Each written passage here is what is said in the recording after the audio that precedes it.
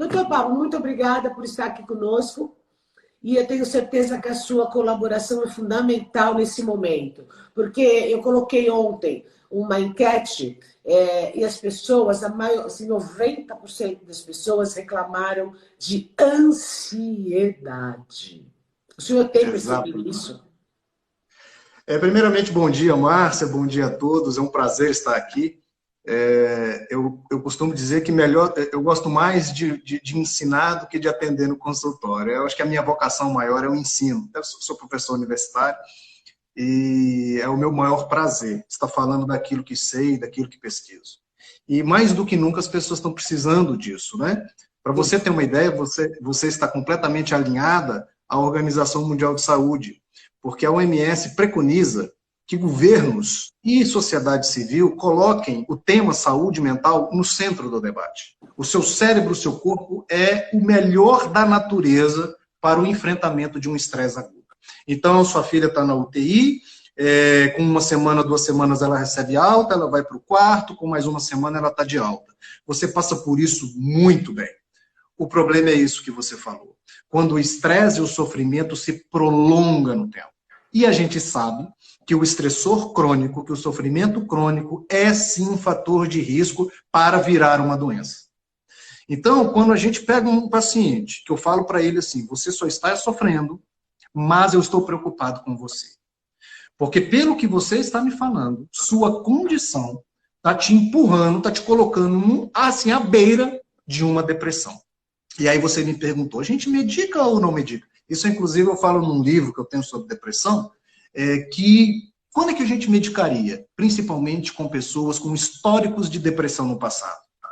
Porque a gente sabe que a cada crise depressiva, a pessoa aumenta a vulnerabilidade para as próximas.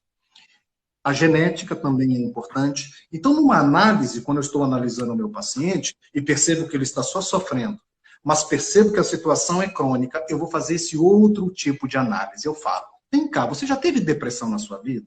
Ô, doutor, já tive 2 crises depressivas. Uma há 10 anos atrás e outra há 4 anos. Eu tratei e fiquei boa.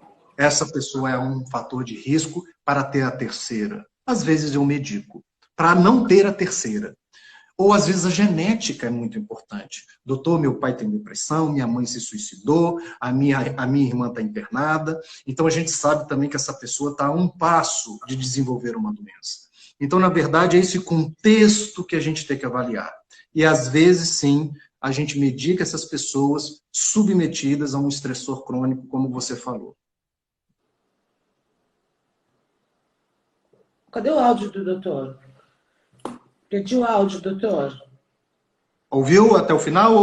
Não, perdeu o áudio no momento. Eu ouvi quando você falou, aí sim a gente medica a pessoa quando tem um estressor crônico. Isso, nessas situações de estresse crônico, de sofrimento crônico, que a pessoa já teve depressão no passado, ou que a pessoa tem uma genética muito importante para a depressão, a gente medica para evitar a recorrência da depressão. Doutor Pablo, por que é real? Porque essa impressão, veja, pergunto se ela é real.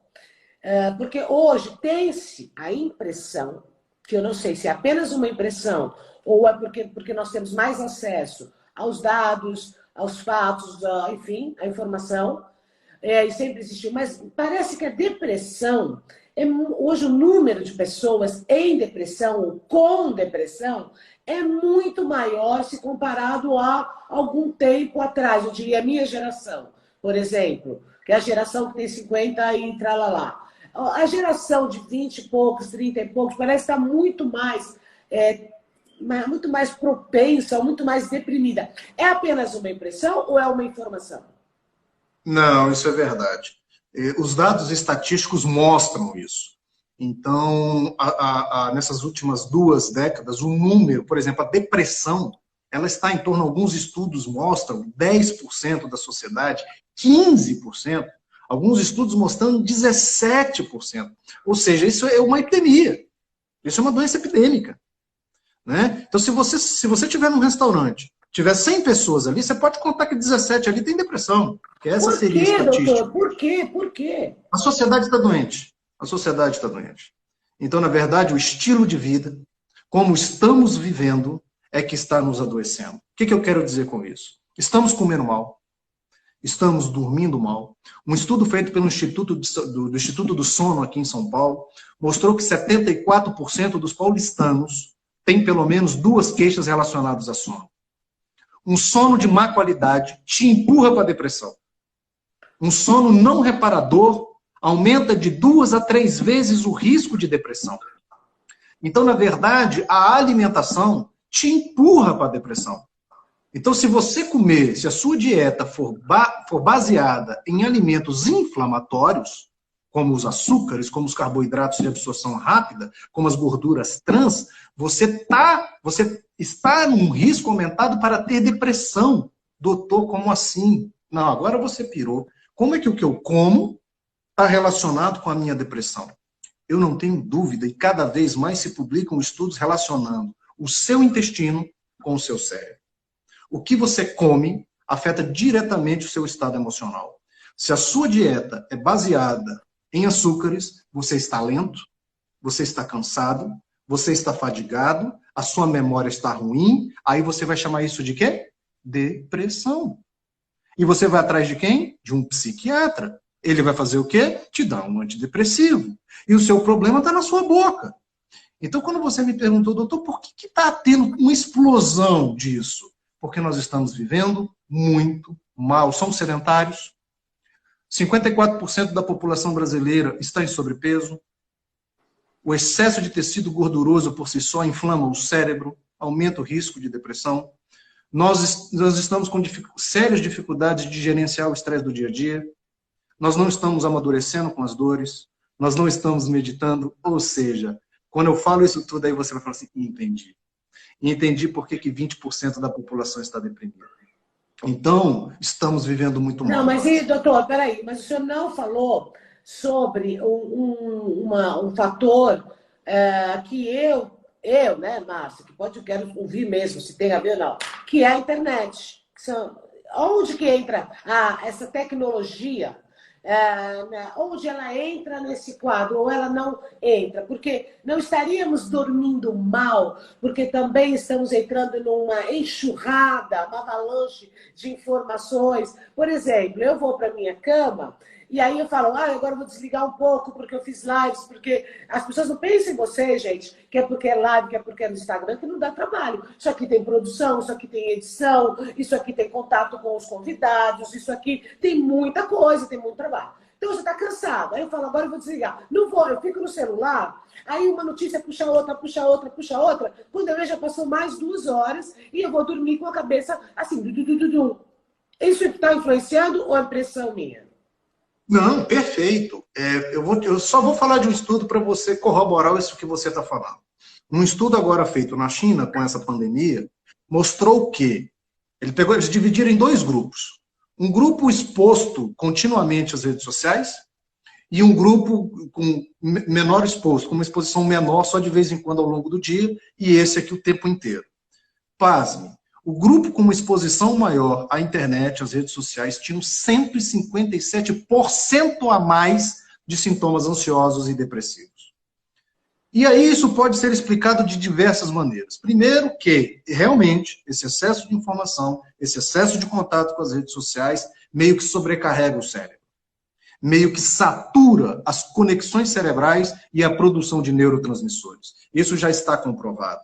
Então, os nossos neurônios, eles têm caminhos e eles são muito saudáveis. O excesso de estímulo meio que esgota. A gente chama de down regulation. É como se isso caísse o funcionamento. Por isso você se sente cansada. Mas, ao mesmo tempo, não relaxada. Olha que contrassenso. Doutor, isso todos os dias no consultório eu escuto isso. Doutor, eu estou cansada, mas não relaxo. Eu estou esgotada, mas vou para a cama, minha cabeça não para. E a insônia está sendo causada por isso. Sabe por quê? Isso tem uma explicação neuropsiquiátrica. O circuito da ansiedade, existe um circuito cerebral que controla a nossa resposta à ansiedade. Ele foi feito para funcionar esporadicamente. Como assim? Vou fazer uma prova. Ele ativa. Me prepara. Fico bem, faço a prova, ele desativa. Você está na rua, chegou alguém que você acha que é um assaltante, ele ativa para aumentar sua energia para você correr. Passou lá na outra esquina, ele desativa. O que está acontecendo hoje com o excesso de estímulos, como você bem disse? Ele está ativado o tempo inteiro. Ele está continuamente ativado. Chega à noite, você mesmo disse, você está no celular, aí as pessoas chegam para mim e falam assim, doutor Pablo, eu vim aqui porque eu estou com insônia. Eu preciso de alguma coisa para dormir. Aí eu vou investigar o hábito dela. O que você faz logo antes de você dormir? Ah, doutor Pablo, eu faço minha janta, tá, tomo meu leitinho, tomo meu banho, sento na cama, vou ver aqui minhas últimas coisas, minha rede social, meu e-mail do trabalho, assisto um programa, fecho aquilo ali e vou dormir. Aí eu falo, você vai fritar na cama. O que ela fez? Está ativado o cérebro, ela não vai relaxar. Então, na verdade, hoje, a grande causa da dificuldade de pegar no sono é a ansiedade provocada por um excesso de estímulos ao longo do dia, e a internet é a principal ferramenta disso hoje. Quando você falou da sua geração, eu também sou um pouquinho dela, apesar da minha cara de bebê, não tínhamos internet. Então você me engana bem. Você também tem, sabe alguma coisa de, Não, geriatria, pode ir ensinando. Eu tenho 42 anos, então eu peguei ali um pouquinho de... Não vi internet. Na minha infância não tinha internet, não tinha nada disso. Então o mundo realmente era menos estímulo, era mais lento. Então esse cérebro, ele era mais protegido. Hoje existe uma ativação 24 horas. Bom, agora, doutor Pablo, as pessoas. Então, nós já sabemos que a depressão está mesmo aumentada ultimamente, né, nas últimas gerações, devido a todo esse, né, componente, principalmente da alimentação, do sono e muita o tempo todo. As pessoas assim, inclusive quem mais vai ganhar dinheiro, né, logo são os quiropratas, os osteopatas, porque o que dói o pescoço da gente o dia inteiro, assim, é uma loucura. Bom, estou até fazendo assim. Agora, então isso tudo leva alguns para o estresse, outros para a depressão. Qual a relação? Ansiedade e estresse. Andam juntos? São primos? São irmãos? Ou apenas lado a lado? Tecnicamente, do ponto de vista psiquiátrico, o transtorno, a doença e os sintomas a gente chama de ansiedade. Estresse, para nós, é um fator causador de ansiedade. O que é estresse para a gente? É qualquer fator interno ou externo que causa uma reação ansiosa de resposta ou fuga dentro de você. Então, na verdade, o estresse é um guarda-chuva e a ansiedade está dentro desse guarda-chuva do estresse. Estresse é qualquer fator que provoca esse tipo de alteração em você. O medo da morte, o medo de perder o emprego, isso é um estresse. O que isso vai causar é a ansiedade. Então, eu tenho um fator externo. O meu chefe me chamou para uma reunião amanhã, provavelmente ele vai demitir. Isso chama-se fator estressor. Isso se chama estresse. O que aquilo vai me provocar? Eu vou perder o sono, eu vou perder o apetite, eu vou ter palpitações, eu vou ter tremores. Isso são sintomas ansiosos. Então, na verdade, quando nós vamos diagnosticar, a gente não diagnostica assim, você está com estresse. Não. A gente fala, você tem um transtorno de ansiedade generalizada, você está com síndrome do pânico, você está com um transtorno depressivo, você está com insônia. Esses são os diagnósticos. Todos eles provocados por fatores estressores pelo estresse. Entendi. Tá. Agora, por exemplo, então a gente tem um fator estressor, e não é só isso também, né? Não é só ansiedade. Aí também tem outras sequelas físicas, como pressão alta, tem uma série de outras sequelas físicas do estresse, por causa do excesso de cortisol, blá, blá, blá. Bom, mas, tudo bem, então a pessoa está com isso. Mas a pessoa pode ter ansiedade sem estar estressada? Pode, e muitos apresentam isso. O componente genético aí é importante. A mãe é ansiosa, o pai é ansioso, o irmão é ansioso, aí essa pessoa chega para a gente e fala assim, doutor, eu não sei por que estou assim. Minha vida é relativamente tranquila, tenho meus problemas do dia a dia, normal, como todo mundo tem, mas nada que chame a atenção, não tenho nada muito grave na minha vida, e estou assim. Eu acordo e durmo assim. Isso chama-se transtorno de ansiedade, um dos transtornos de ansiedade. Provavelmente a origem dele é eminentemente genética. O que aconteceu com essa pessoa? De repente, por uma predisposição genética, aquele circuitozinho que eu falei para você começou a ativar. Assim como acontece, por exemplo, diabético. A pessoa não come açúcar, não come nada, é magrinho, faz atividade física, é atleta diabético. O que é isso? Carga genética. A pessoa super bem, é atleta, tal, família boa, marido excelente, família ótima, entra em depressão. Por quê? Provavelmente por carga genética. Então, a parte desses diagnósticos, ele tem um componente genético. Mas o que a gente observa hoje, que a maioria dos diagnósticos são por componentes ambientais e não genéticos. Ambientais. A maioria dos diagnósticos, assim, de cada 10 pacientes que me procuram, 7, 8 estão ali por componentes ambientais. O trabalho está ruim, o casamento está ruim, o filho está com droga, a empresa está quebrando, e aquilo que você falou. Isso, no longo prazo, a pessoa submetida a isso por muito tempo, ela vai acabar adoecendo.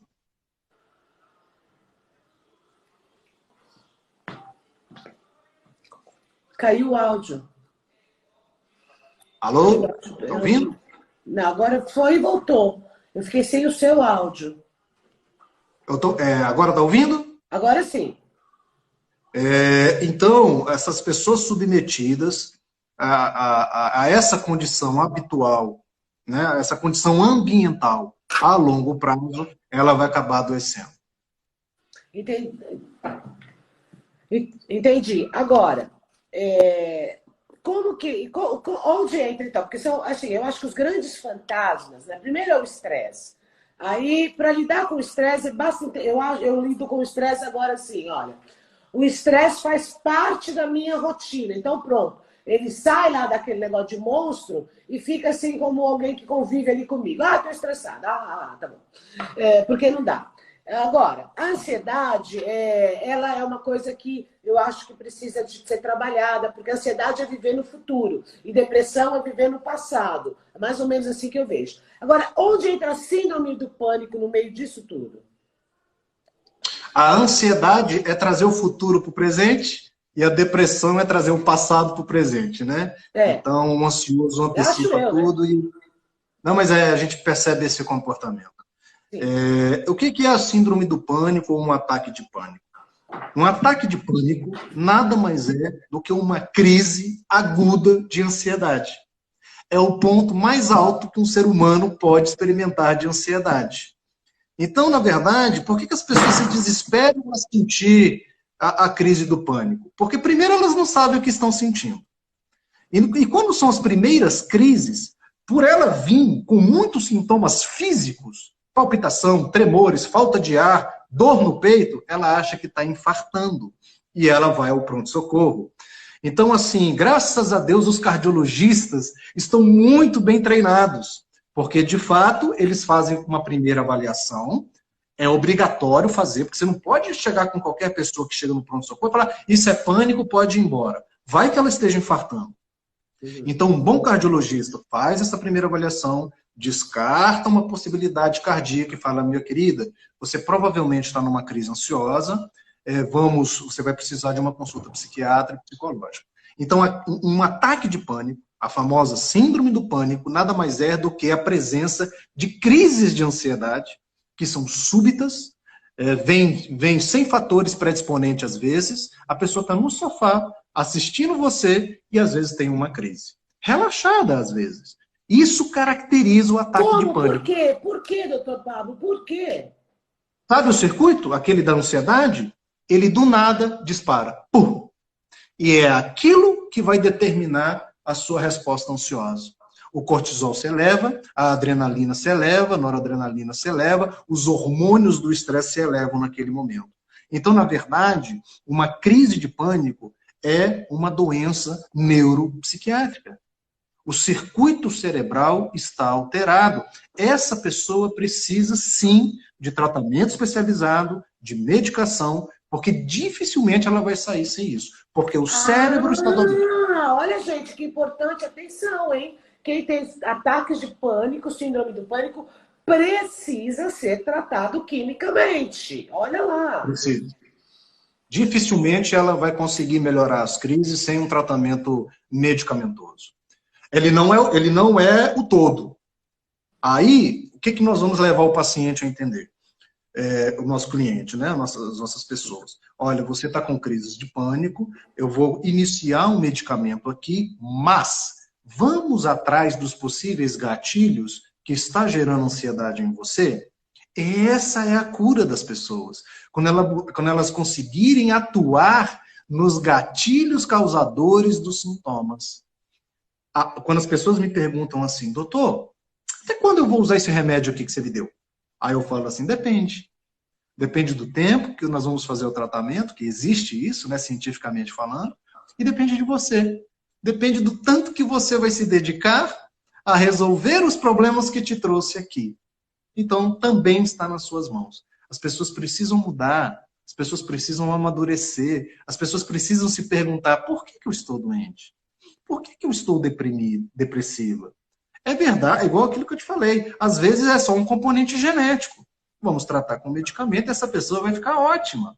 Sim. E na maioria das vezes tem um componente ambiental. Vamos repensar o seu casamento? É ele que está te fazendo passar por isso? Vamos repensar o seu trabalho? Sua relação com o seu filho? Vamos repensar a sua empresa? Ela está tirando o teu sono? O que nós vamos fazer? É aí que é o caminho da cura e do controle dessas patologias. Agora, doutor Paulo, tudo bem, perfeito, entendi, vamos repensar. Agora, vamos entrar especificamente no momento atual. Quarentena. Nós aqui em Portugal, eu falo daqui porque eu não conheço a realidade daí. Aqui nós estamos absolutamente em quarentena. Estamos na rua preso se não tiver uma justificativa, né? Então, como é que a psiquiatria, quer dizer, quais são hoje os transtornos que estão se apresentando nesse momento devido à situação de... Hoje eu falei, né? A gente entende hoje o que é cumprir uma pena, né, de prisão, porque nós somos presos, as crianças dentro de casa, as minhas destroem a casa, as crianças de todo mundo acho que faz isso, as crianças, coitadas, também nunca não estão preparadas emocionalmente para uma prova tão árdua quanto essa. Quais são, então, os maiores venenos desse momento e como lidar com eles para não sairmos todos mais loucos do que já entramos? É verdade, mais loucos do que já entramos, aquilo que eu falei, né? Na verdade, o que o isolamento social fez com a gente? A pandemia e a quarentena. O isolamento social alterou de forma abrupta as nossas rotinas.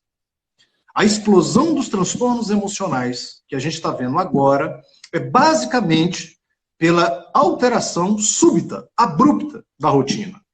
Por que eu falo isso? Saúde mental e saúde física precisa de uma boa rotina. Horário de dormir, horário de acordar, horário de me arrumar, horário de trabalhar, horário de comer, horário de descansar, horário de ver o filme, horário de ir ao cinema. Isso é saudável. Em relação à rotina, nós temos dois grandes problemas. Estávamos vindo num excesso de atividades das nossas rotinas. Isso estava nos fazendo mal também. E agora nós estamos com a retirada das nossas rotinas. Isso também faz mal ao aparelho, ao aparato mental. Então, o que a gente percebe hoje é que a ruptura abrupta da rotina, feita de forma forçada, nós somos forçados a ficar dentro de casa, nos colocou numa situação de completo desequilíbrio dos nossos ciclos biológicos, circadianos. Então, na verdade, isso eu até dei uma palestra disso esses dias, e as pessoas entenderam perfeitamente porque se estão se sentindo mais cansadas, mais irritadas, o sono está alterado. E aí, quando você me perguntou o que você está percebendo de alterações nesse momento da pandemia, da quarentena? 3 grupos de diagnósticos estão, assim, explodindo. Primeiro, os transtornos ansiosos. Aquilo que já estávamos, a coisa está explodindo. Segundo, os transtornos do sono. A insônia, a dificuldade de pegar no sono, as pessoas estão acordando no meio da madrugada e não estão dormindo mais, e aquelas pessoas que já acordam cansadas e fadigadas, isso é um sinal de um sono não reparador. Isso explodiu. E os transtornos depressivos, que também explodiu. Então nós temos esses 3 grupamentos de sintomas que realmente têm chamado a atenção. Um estudo chinês agora mostrou um aumento de até 33% dos distúrbios de ansiedade. Ou seja, aquilo que estava muito está piorando. Então, de fato, a gente tem observado isso. E a grande razão disso, se você me perguntar por que, doutor, que está acontecendo isso, por causa da ruptura abrupta da rotina e da bagunça dos nossos relógios biológicos internos. Então, quando você sai, na sua rotina normal, você tem um horário de dormir e um horário de acordar. Você toma café, se arruma, bota a sua roupa, vai trabalhar, você tem sua vida. Olha que interessante, Márcia. Esses fatores da sua rotina funcionam como sincronizadores dos seus relógios biológicos. Nós temos um relógio biológico interno, de dia e de noite, de horários. E eu tenho um relógio biológico externo, noite e dia, ambiental. Isso tudo está muito bem sincronizado, para que eu acorde com energia e chegue à noite e vá dormir. Então, veja bem, e aí eu até falei do pijama esses dias, as pessoas acharam legal. Quando para você ter uma ideia, do seu despertar até o seu almoço, 40% das atividades que você fez foram automáticas e inconscientes. Sabe o que significa isso? Você poupou energia para todo o seu dia. Isso é evolutivo, isso é sábio do nosso organismo, ok? Agora, o que acontece quando você acorda e a sua rotina não é mais a mesma? Você tem que pensar na sua rotina. Minuto a minuto, o que eu vou fazer? Porque foi tirado o automatismo. E aí acontece com as pessoas que estão chegando no meio do dia e estão se queixando de extremo cansaço. Porque, ainda que ela esteja em casa, ela está gastando energia para elaborar uma nova rotina. Os sincronizadores externos foram retirados. E aí, o meu organismo, que 6h30 da manhã, automaticamente estava preparado, cheio de adrenalina, cheio de cortisol, para me levar para o trânsito, para me levar para aquilo, para me levar para o trabalho, não tem mais isso. Mas ela tá aumentada. Porque ela estava assim. E a pessoa fala, e agora? Aí ela se sente o quê? Ansiosa. Porque ela não saiu. Aquele organismo que estava preparado para sair, não saiu. E como é que faz com aquela energia toda dentro de casa? Vai virar tensão, vai virar apreensão, vai virar irritabilidade, vai consumir energeticamente a pessoa. Da meio-dia, da 1h da tarde, ela está esgotada. Doutor, perfeito, eu entendi bem. Agora, eu acho também, porque as pessoas, elas estão, pelo menos, por exemplo, nós aqui, nós temos uma previsão de liberação, mas que a cada dia pode mudar. Ou seja, então nós estamos vivendo uma grande dúvida. Uma dúvida se vamos voltar à vida normal, uma vida, quando vamos voltar à vida normal, uma dúvida, como será essa vida depois que sairmos? Quer dizer, tantas dúvidas. Eu acho que talvez também esse momento de incerteza mundial, não é? Porque uma hora o vírus estão encontrando uma cura, depois ele já tem mutações. Aliás, gente, quero falar para vocês, daqui a pouco no meu canal do YouTube, no YouTube, não é aqui no Instagram, o Dr. Roberto Zerbalos vai dar uma entrevista para a gente falando sobre uma nova linha de tratamento que eles têm seguido e têm dado resultados. Então, gente, boas notícias, luz no fundo do túnel. Daqui a pouco, 17 horas do Brasil, 21 da Europa, de Portugal, Dr. Roberto Zerbalos no YouTube, canal Márcia Golds, não veio aqui no Instagram, vão lá no YouTube. Então, quer dizer, essa grande incerteza que nós vivemos, porque não é como se nós estivéssemos 15 dias presos e depois vocês vão sair. Não, pode ser 15, pode ser 20, pode sair, pode dar certo, a pandemia pode voltar, a pandemia... Eu acho que lidar com essa grande... sei lá, com esse grande desconhecido, não é? Eu tenho sugerido para as pessoas o seguinte, metade do dia, até meio-dia, 1h, 2h da tarde, foca-se no presente. Como é que nós vamos resolver agora? Meu filho que está aqui, eu vou jogar com ele, eu vou fazer isso. E na metade do dia para frente, a gente foca no planejamento do futuro. Então, o ideal é a gente funcionar por caixinhas. Porque senão vira um novelo de lã dentro da nossa cabeça e isso só vai gerar mais angústias. Então é hora da gente ser pragmático. Então pega metade do seu dia, se preciso for, com uma agenda, e a metade do dia você vai focar no seu presente. O que eu preciso para fazer agora? Eu preciso fazer compra, eu preciso ligar para fulano, preciso resolver isso aqui da minha assistente, preciso resolver isso do meu filho, meu filho vem cá, vamos brincar, vamos fazer isso, vamos jogar, eu preciso trabalhar, eu vou fazer essa mensagem, tal. E reserve uma menor parte do dia, para a gente não ficar vivendo do futuro, para você pensar nesse futuro incerto, que a gente não sabe quando ele vai chegar. Então, uma coisa é eu ficar ansioso com um futuro incerto. Outra coisa é eu me planejar para ele. Isso é muito bom. Então, o problema não é pensar no futuro. O problema é a gente, ansiosamente, fazer cenários catastróficos do futuro, por exemplo. Entendeu? Só ficar imaginando. Então, na verdade, o futuro serve para quê? Para nós nos planejarmos. E planejamento é o quê? Estabelecer ação por ação por ação.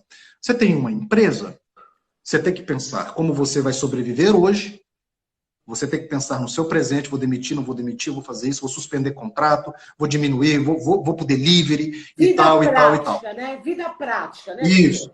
E no segundo período do dia você vai falar assim, qual é o planejamento da minha empresa? O que eu vou fazer quando isso acabar? Vou por aqui, vou por ali. Então, de forma pragmática. Então, assim, o pragmatismo, a ser objetivo nesse momento ajuda muito. Uma dica para ajudar a ter pragmatismo. Papel, agenda, escreva, coloque no papel. Teve uma pessoa aqui que mandou uma mensagem muito interessante. Ele falou assim, quando a gente coloca para fora, seja por palavras, seja escrevendo, a gente está tirando isso de dentro da gente e isso realmente funciona para aliviar a tensão. E também respirar, né, doutor? Aí eu vou falar da meditação, né? Porque aí é fantástico. Que quando eu começo a entrar nos piripaques, eu respiro, sabe? Porque no meu caso, por exemplo, eu gosto de falar de mim porque para as pessoas entenderem que todo mundo passa por isso e não precisa sucumbir a isso. Eu, às vezes, a minha pressão começa a subir, feito louca. Aí eu falo, é porque eu já estou... Então, eu respiro, entendo, olha, minha pressão está subindo porque eu estou ficando muito ansiosa. Então, eu começo a respirar, vou lá na minha horta, ouço uma música, não é? Ou seja, você está sendo racional, você está usando do seu pragmatismo naquele momento e para controlar suas emoções. Então, inteligência emocional, e quando eu falo sobre inteligência emocional, é basicamente isso, é a capacidade de gerenciar suas emoções. E você vai fazer isso com a sua razão. Então, na verdade, você vai domar as suas emoções com a sua razão. Parece fácil, né? Mas isso é extremamente difícil, isso é treino. Isso é treino. Hoje você está um pouquinho melhor do que ontem, hoje você consegue um pouquinho mais. E terminando aí a sua questão da respiração, para complementar, a meditação é uma ferramenta maravilhosa. Então, você treina respiração na meditação, técnicas respiratórias. Você tem razão, sim, tem estudos que mostram que as técnicas respiratórias melhoram o nível de ansiedade. Tem estudos que mostram a técnica respiratória para controle de crise de pânico, para você ter uma ideia. Então, você associar um bom controle emocional, que é isso que a gente está falando, de um gerenciamento de uma inteligência emocional, com esse aparato respiratório e físico, a gente vai muito bem. Vamos sentir, vamos nos angustiar, mas a gente vai estar com ferramentas psicológicas e físicas mais apropriadas para passar por esse momento. Essa é a ideia. Certo. Não, eu entendi. Agora, olha, doutor, é o seguinte, nós começamos aqui e não conseguimos fazer nem metade da pauta, porque são muitos assuntos que hoje dominam a cabeça das pessoas, principalmente pelo momento. Porque depois nós temos a irritabilidade, a dificuldade de relacionamento, de autocontrole, não é? Aquelas pessoas que implodem e não explodem. Muita gente implode. Bloqueia uma pessoa, por favor. Implode, então não explode. Nós temos também a questão da violência doméstica, que eu sei que é um dos temas que é da sua abordagem, não é? Então, o que eu gostaria de fazer? Devido ao término do tempo, que papo bom é assim, termina rápido, eu gostaria de saber, de agendarmos uma próxima, se possível, se houver disponibilidade na sua agenda, na próxima semana, eu vou falar com a Lu, e nós, como se puder, se o senhor puder, para a gente continuar abordando, porque eu acho muito importante isso. Essa live, gente, ela vai sair do ar aqui agora, nós vamos editar e vamos postar depois da edição. Então, vocês terão acesso a esse material depois, poderão assistir, recomendar, repassar, daquele jeito que eu faço com todas as lives, tá bem? Mas é um assunto muito abrangente. Acho que o doutor Pablo, ele esclarece, elucida muito bem, de uma forma que não é técnica e que a gente consegue absorver, não é? Apesar de ser um psiquiatra, mas ele não fala de forma que ninguém entende, ele fala de forma que todo mundo entende. E quero dizer para todo mundo que está perguntando, doutor Zerbalos, às 5 horas da tarde, lá no canal Márcia Goldes do YouTube, ok? 5 horas. E amanhã também, meio-dia, a Gretchen e o Esdras, em exclusivo, lá no canal do YouTube. Pode ser, doutor Pablo? Será que haveria uma disponibilidade para um outro papo entre nós? Porque eu acho importante levar essa contribuição para as pessoas no momento onde, se a gente não tiver com a cabeça em ordem, ai do corpo, né? Claro, pode contar palavrão. comigo. Você já bloqueou, por favor? Obrigada. Claro, pode contar comigo. Denuncia para o Instagram. Estou aqui para estar ajudando você, os seus seguidores, todos aqueles que estejam nos ouvindo.